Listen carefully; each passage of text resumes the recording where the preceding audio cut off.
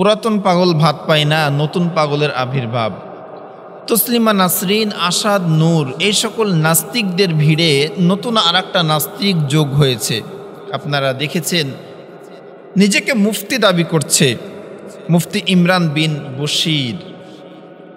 এই ইমরান বিন বশির নিজেকে মুফতি দাবি করে, আর কোরআন এবং হাদিস সম্পর্কে এমন কিছু কথা বলে যে তার মাথায় যে কোনো ঘিলু নাই, ব্রেন নাই, এটা সে প্রমাণিত করে। বর্তমান বাংলাদেশে পুরাতন যে নাস্তিকগুলো, আসাদ, নূর বলেন, তসলিমা নাসরিন বলেন, বা আরও যারা আছে, এদেরই তো খাওয়া নাই। আবার এই নতুন আর একটা নাস্তিক ঢুকেছে। এরা নাকি আল্লাহর অস্তিত্ব খুঁজে পায় না। এরা নাকি আল্লাহকে যে রব বলে স্বীকার করবে, এই ধ্যান ধারণা, এই চিন্তা নাকি তাদের মনে আসে না। ছাগল, পাগলও সে বোঝে যে আমি পাগল, কিন্তু এরা কত বড় পাগল যে আল্লাহর অস্তিত্ব তারা খুঁজে পায় না। আল্লাহ রাব্বুল আলামিন এই সকল নাস্তিকদেরকে উদ্দেশ্য করে পবিত্র কোরআনুল কারীমের 51 নম্বর সূরা জারিয়াতের 21 নম্বর আয়াতে কারিমা নাজিল করেছেন। আল্লাহ রাব্বুল আলামিন বলেন, ওয়াফি আনফুসিকুম আফালা তুবসিরুন। আল্লাহ রাব্বুল আলামিন বলেন, আর নিদর্শন আছে তোমাদের মাঝেও, তোমরা কি চিন্তা করো না? তোমরা কি চিন্তা করো না? তোমরা কি দেখো না? আমি আল্লাহর নিদর্শন, আমি আল্লাহ তোমাদের মাঝেই রেখে দিয়েছি। সুবহানাল্লাহ। আমি আল্লাহকে খোঁজার জন্য, আমি আল্লাহকে পাওয়ার জন্য তোমার বড় কোনো ডিগ্রি অর্জন করার দরকার নাই। আমি আল্লাহকে বোঝার জন্য অনেক শিক্ষিত হওয়ার দরকার নাই। তুমি তোমার নিজের দিকে তাকাও গোলাম, নিজের দিকে তাকাও, আমি আল্লাহকে খুঁজে পাবে। বলুন সুবহানাল্লাহ। একজন রাখাল মাঠের পাশে ছাগল চড়াচ্ছেন, আর একজন পণ্ডিত এসে জিজ্ঞাসা করছেন, রাখাল তুমি মাঠে ছাগল চড়াচ্ছ, মাথায় টুপি, মুখে দাড়ি, দেখে মনে হচ্ছে তুমি একজন মুসলিম, তুমি একজন মুসলমান। তুমি কি বলতে পারো, কি দেখে আল্লাহকে তুমি বিশ্বাস করেছো? আমি তো রব বলে কাউকে স্বীকার করি না। আমার যুক্তি হলো, চোখে যেটা দেখি না সেটা বিশ্বাস করি না।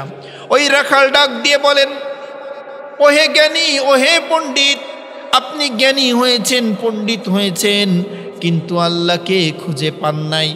আমি আল্লাহকে কিভাবে খুঁজে পেয়েছি?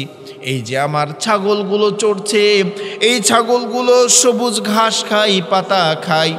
এই ঘাসগুলো, পাতাগুলো পেটে যায়, যাওয়ার পরে আমার ছাগলগুলো যখন পায়খানা করে, এই পায়খানার কালারটা চেঞ্জ হয়ে যায়, কালো হয়ে যায়। আমি চিন্তা করেছি, আমার ছাগলগুলো সবুজ ঘাস খেলো, পাতা খেলো, লতা খেলো। এই ঘাসগুলো, পাতাগুলো, লতাগুলো ছাগলের পেটে যাওয়ার পরে এমনি এমনি তো এটা পায়খানা হয়ে বের হতে পারে না। নিশ্চয়ই এর মধ্যে কোনো স্রষ্টা আছে, যে স্রষ্টা এই দায়িত্ব পালন করে। বলুন সুবহানাল্লাহ। নিশ্চয়ই এর মধ্যে কোনো স্রষ্টা আছেন, যে স্রষ্টা এই দায়িত্বটাকে পালন করেন। এজন্য আল্লাহকে পাওয়ার জন্য আপনার বড় কোনো ডিগ্রি অর্জনের দরকার নাই। নিজের দিকে তাকান, তাহলেই আপনি রবকে পেয়ে যাবেন। আপনি মাথা থেকে শুরু করেন যে আল্লাহ রাব্বুল আলামিন আপনাকে কত নিয়ামত দান করেছেন। আমাদের যে ব্রেন, এই যে মাথা, আমাদের বাংলাদেশের একজন ডক্টর নাবিল ভাই, উনি বলছিলেন যে বাংলাদেশের আমাদের মাথার যে ব্রেন, এই ব্রেনটার দাম বর্তমান বাজার মূল্য হিসাবে 30,000 কোটি টাকা। এই যে ব্রেন আল্লাহ দিয়েছেন, এই ব্রেনের দাম 30,000 কোটি টাকা। সুবহানাল্লাহ। আল্লাহ যদি 1% হিসাবেও এর দাম নিতেন, কয়জনা ছিলাম, কয়জনা আছি যে এর দাম আমরা পেড করতে পারবো? আল্লাহ রাব্বুল আলামিন যে ব্রেন আমাদেরকে দিয়েছেন, এই ব্রেনের মধ্যে 86 বিলিয়নেরও বেশি নিউরন রয়েছে, যে নিউরনগুলো আমাদেরকে চিন্তা করতে, স্মৃতি ধরে রাখতে সাহায্য করে। নাস্তিক কি এগুলো দেখে না? যারা আল্লাহকে অবিশ্বাস করে, তারা কি এগুলো দেখে না যে আল্লাহ কিভাবে তাদেরকে সৃষ্টি করেছে? আল্লাহ যে আমাদেরকে ব্রেন দিয়েছে, এই ব্রেনটা এতটাই শক্তিশালী, এই ব্রেনে আপনি যত দিবেন তত এই ব্রেন নিতে থাকবে, যত ভালো দিবেন এই ব্রেন তত গ্রহণ করতে থাকবে। আপনি শুনলেও আশ্চর্য হয়ে যাবেন, মানুষের ব্রেনের ধারণ ক্ষমতা 25 লক্ষ গিগাবাইটেরও বেশি। সুবহানাল্লাহ, 25 লক্ষ গিগাবাইট, মেগাবাইট না, গিগাবাইট। আল্লাহ রাব্বুল আলামিন এই যে ব্রেন আপনাকে দিয়েছেন, এই ব্রেন নিয়ে একটু চিন্তা করেন, তাহলে তো আপনি আল্লাহকে পেয়ে যাবেন। আল্লাহ রাব্বুল আলামিন এই সকল নাস্তিকদের যখন আল্লাহ এই নাস্তিকদেরকে যখন কেউ নাস্তিকতা করে, আল্লাহ রাব্বুল আলামিন এই নাস্তিকদেরকে দেখে আশ্চর্য হন যে তোমরা কিভাবে আমি আল্লাহকে অস্বীকার করো, কিভাবে আমি আল্লাহকে ভুলে যাও।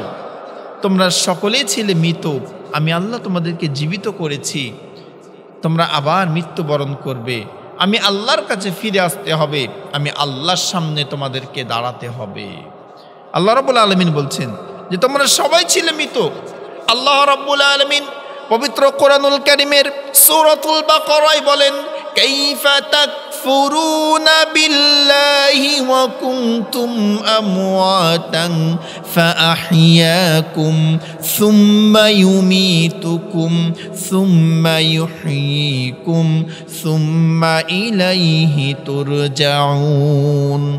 তারা কিভাবে অস্বীকার করে, কিভাবে নাফরমানি করে?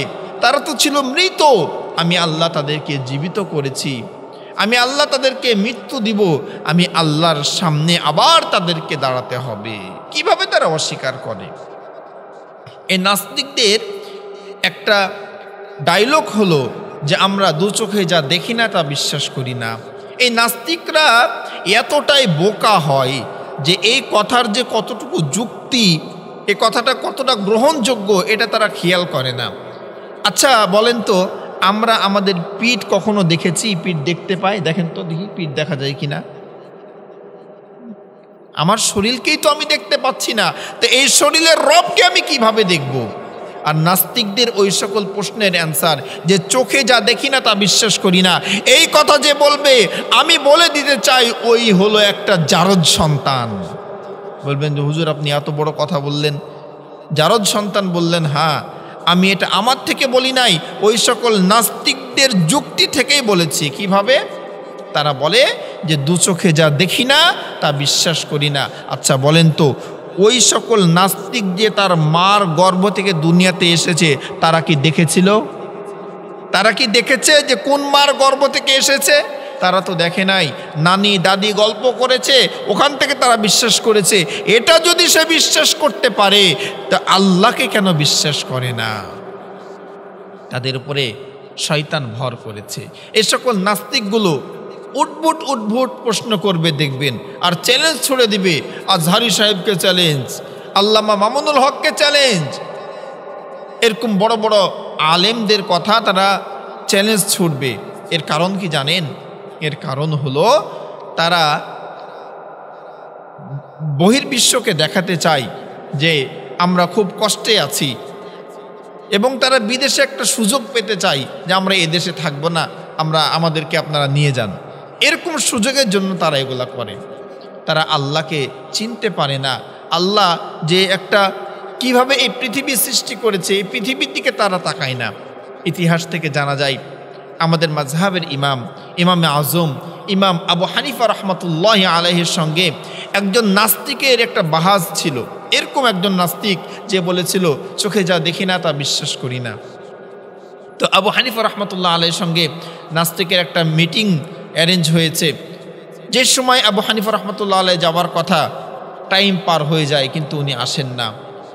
অনেক সময় পার হওয়ার পরে উনি ওই মিটিংয়ে অংশগ্রহণ করলেন। অনেক মানুষ, হাজারো হাজারে মানুষ। তো আবু হানিফা রহমতুল্লাহ আলাইহি বললেন যে আমার বাড়ি থেকে এখানে আসতে মধ্যে একটা নদী পড়ে, তো আমি নদী পার হব, নদীতে কোনো নৌকা নাই, এজন্য দেরি হয়ে গেল। তো আমি হঠাৎ করে দেখলাম যে কোথায় থেকে যেন কিছু কাঠ ভেসে চলে আসলো। ওই কাঠগুলো মিস্ত্রি ছাড়া এমনি এমনি নৌকা হয়ে গেল। আমি নৌকার ওপরে বসলাম, কোনো মাঝি ছাড়া ওই নৌকা আমাকে ওই পার থেকে এই পার নিয়ে চলে আসলো। নাস্তিকের তো মাথায় হাত। বলে আমি এই কোন পাগলের সঙ্গে আমি বাহাজে বসবো, যার মাথায় ঠিক নাই। কাঠ কি করে নৌকা হয়ে যায় মিস্ত্রি ছাড়া, মাঝি ছাড়া কিভাবে নৌকা এই পাশে আসে? এটা একটা পাগল। আল্লাহর ওয়ালি ইমামে আজম ইমাম আবু হানিফা রহমাতুল্লাহি আলাইহি বলেন, নূরে নাস্তিক, তুমি যে বলছো কোনো মিস্ত্রি ছাড়া কাঠ দিয়ে কি করে নৌকা হয়, কোনো মাঝি ছাড়া কিভাবে নদীর এক পার থেকে আর এক পারে আসা যায়, কিন্তু এতটুক কি তুমি বুঝছো না? একটা নৌকা যদি মিস্ত্রি ছাড়া হতে না পারে, একটা নৌকা যদি মাঝি এ পার থেকে ও পারে নিয়ে আসতে না পারে, এই সাত তবক আসমান জমিন আল্লাহ রব্বুল আলামিন ছাড়া কে তৈরি করতে পারে? এমন একজন সত্তা আল্লাহ, যে আল্লাহ এগুলো তৈরি করেছেন। এই বিশ্বাস কি তোমার মধ্যে আসে না? এজন্য এই সকল নাস্তিকদেরকে বলতে চাই, আল্লাহকে ভয় করেন, ইত্তাকুল্লাহ, আল্লাহকে ভয় করেন। আল্লাহর নিদর্শন দেখেন। আপনি কি চুটকে পুটকে কত বড় বড় বিজ্ঞানী দার্শনিক এই কোরআনের কাছে মস্তক নত করেছে। আল্লাহ হয়তো আপনাকে হেদায়েত দেয় নাই। হেদায়েত যদি আল্লাহ দিতেন তবে আপনি অবশ্যই হেদায়েতের পথে আসতে পারতেন। আল্লাহ আপনাকে আমাকে বুঝার তৌফিক দান করুন, আমিন।